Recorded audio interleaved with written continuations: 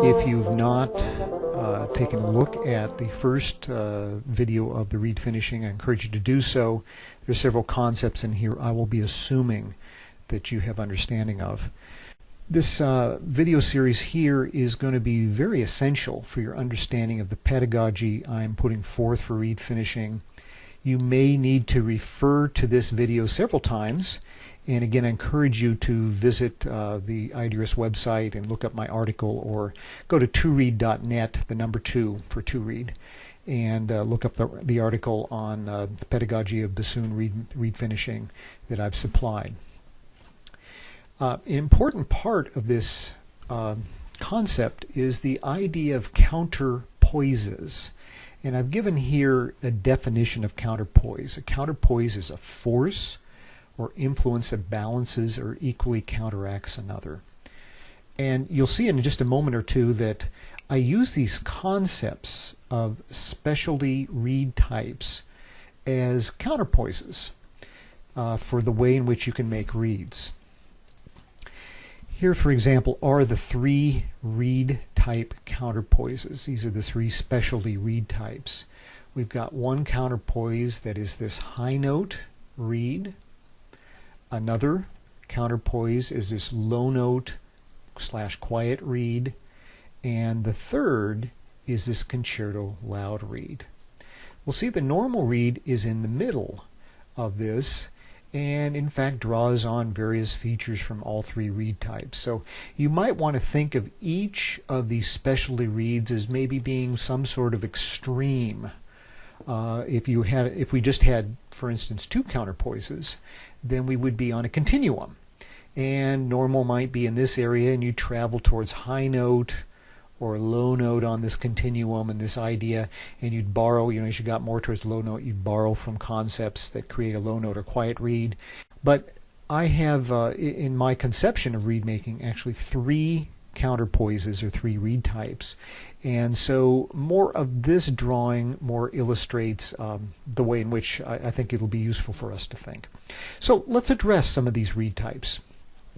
The normal reed type, that's the one that we found in the center of the different types of counterpoises. The normal reed type is the best possible compromise of the 3 specialty reed types. It features stable intonation, pleasing tone, great articulation all the registers, good articulation all the registers. Maybe not as good as some of the reed types. For instance, the high note reed may articulate better in the high register than a normal reed type. The low note reed may indeed articulate better in the low register than the normal reed type. So it's still a compromise. It should feature a flexible dynamic, contrasts, and as we'll see later, points of inflection, and that was a term we introduced in our last series.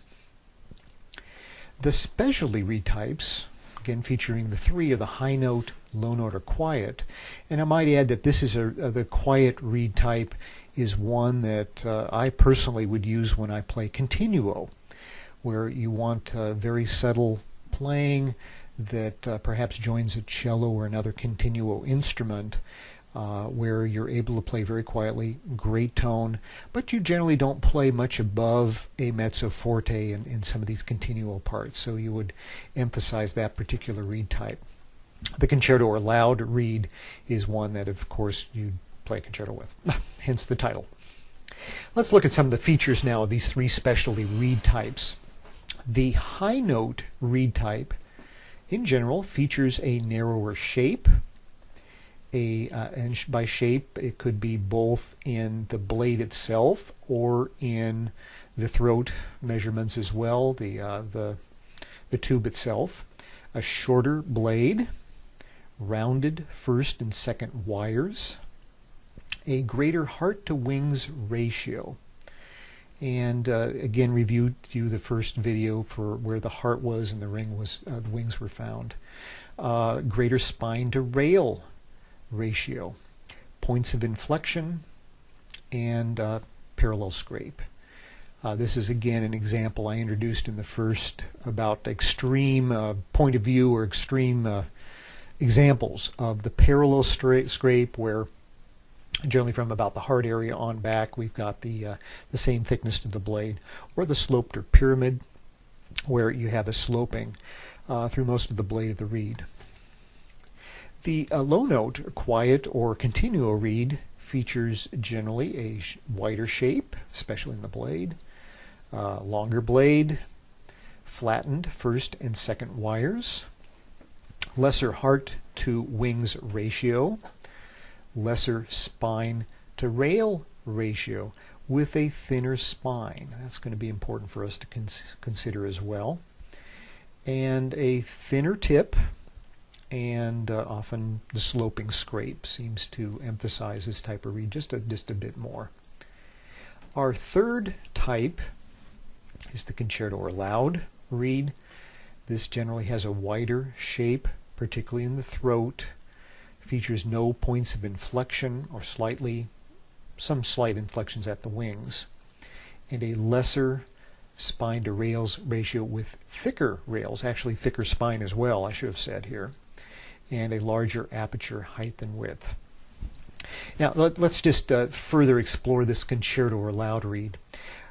In order to play loud on the bassoon, it's a function not only of the amount of surface area you have vibrating on the reed, but also the amount of air you can blow through the reed.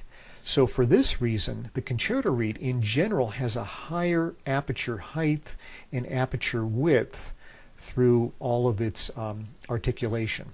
That allows for greater airflow through the reed.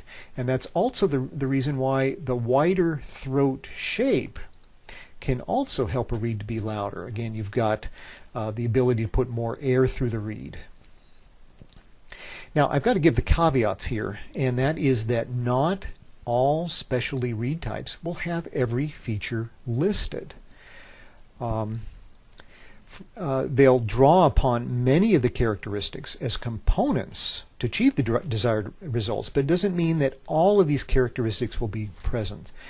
Think of these characteristics a bit like ingredients in a stew.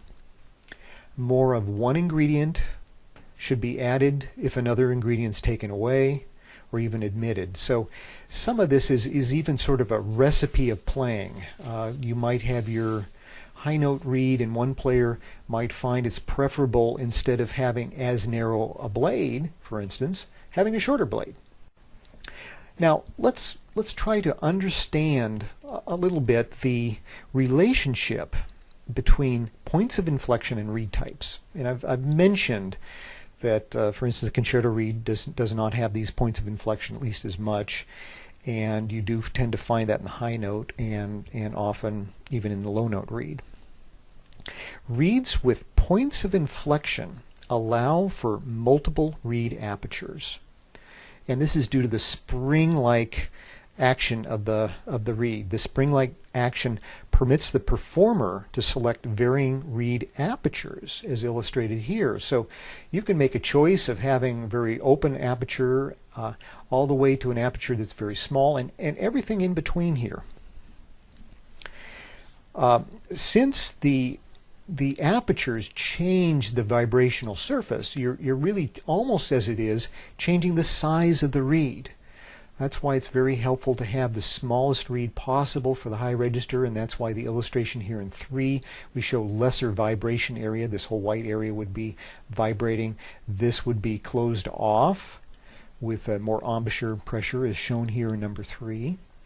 And conversely, you have a greater vibration area with a very relaxed embouchure, and only the very blackest areas here dampening vibration, where the rest of this would be vibrating. For the reed, that would favor, of course, a lower register, a louder reed, and those sort of issues as well.